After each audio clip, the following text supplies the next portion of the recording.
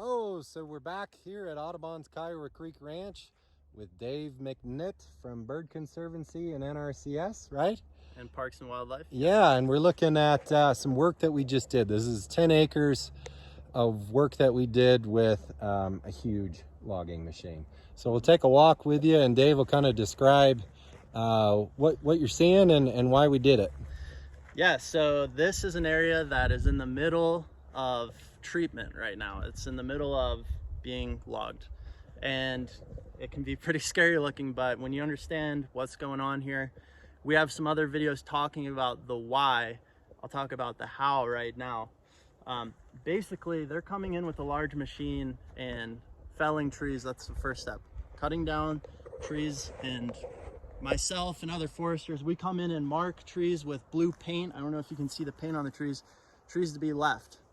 And the contractors will come in with their machine and cut the ones that don't have paint. And they end up in these bunches like this. And then they'll take them to a central landing outside of this area. A landing is a big flat area where they'll process the wood. And then they're gonna take the limbs off and cut the top, and you're gonna end up with a big log basically, and big stacks of logs. And then they'll come in with trucks and haul those logs away to turn into lumber, pallets, wood chips and mulch, biochar, a whole variety of wood products. And they're also going to come and chip the slash and things like that, so that we ensure there's not too much wood, not a big mess left behind, so that grass and things like that can grow up. So Dave, when people do work like this, you know, we often think of like doing logging like, oh, there's a huge value for the wood, right? And is that really the case? I'm really glad that you asked that, because I think a misconception is people see timber harvest happening here in Colorado and they think it's for the money often, but in reality, the trees in Colorado aren't worth much money for a variety of reasons, but they don't have great value. So oftentimes we're subsidizing the work to help pay to get it done, and then we'll find a use for the wood. But really the first priority for everyone involved is to get the standing trees out of the forest. Then we find a use for it. And I think something else that is important to note is that when we mark the forest, foresters and biologists like myself, we're not just thinking about how to get the most value out of the wood. We're thinking about the ecology. That's the first priority. So when we come in, we're thinking, we're reading the land, and it's actually all very carefully thought out about which trees remain, which ones are going to be harvested, how much wood is going to be left on the ground afterwards, all those different factors. Let's take a quick walk and kind of show you some of the work that we've done.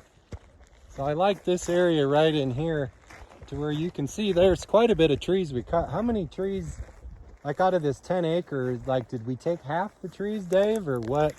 Yeah, what did we do? I would say in this area about half. And the interesting thing about this area is it was already fairly open before, but we had trees growing into areas that we could tell were historically meadows based on some clues, like there were no old stumps and other signs of trees being in there before.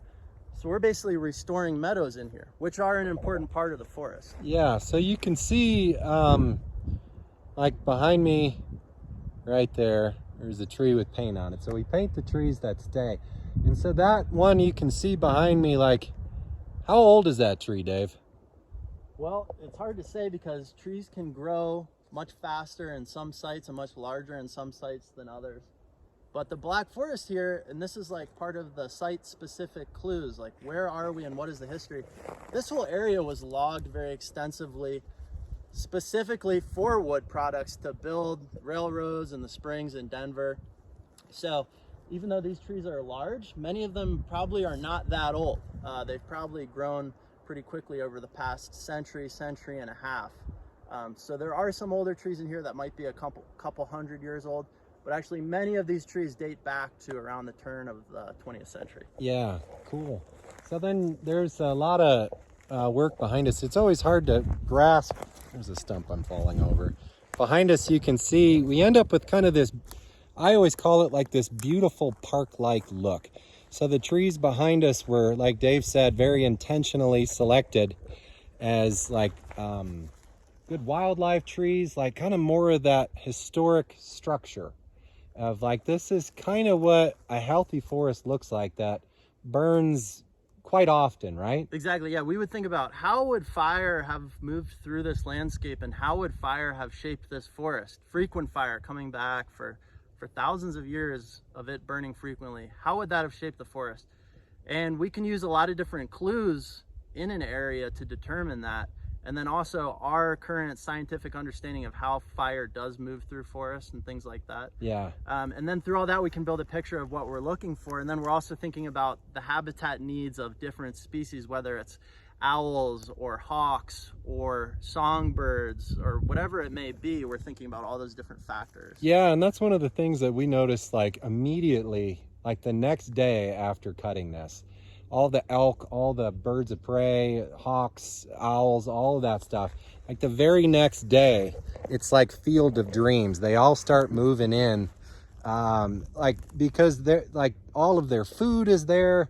Like the hawks now have a space to where they can sit in the trees and dive bomb rodents, and the rodents have so much more habitat from a healthier understory and down logs. And it's like overnight you get that habitat right.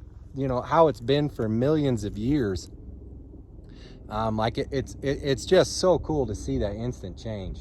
Yeah, definitely. And then, you know, once these logs are hauled out of here and the machines leave and you give it just a little bit of time, you come back, it's amazing how fast things will rebound. That grass will start growing up and the trees that are left will be healthier because they're getting more water and sunlight and things like that. But it's also important to consider that we're not cleaning everything up. We leave a little bit of a mess. Like this big down tree behind you right here, if you want to get that in the frame, like we'll leave some things like this so that it's somewhere that a turkey can put a nest or birds can perch, things like that. We're creating a balance of everything. So it's all about a diversity of habitat factors and having a balance of conditions in the forest. Cool. We'll be back with more, and thanks for watching.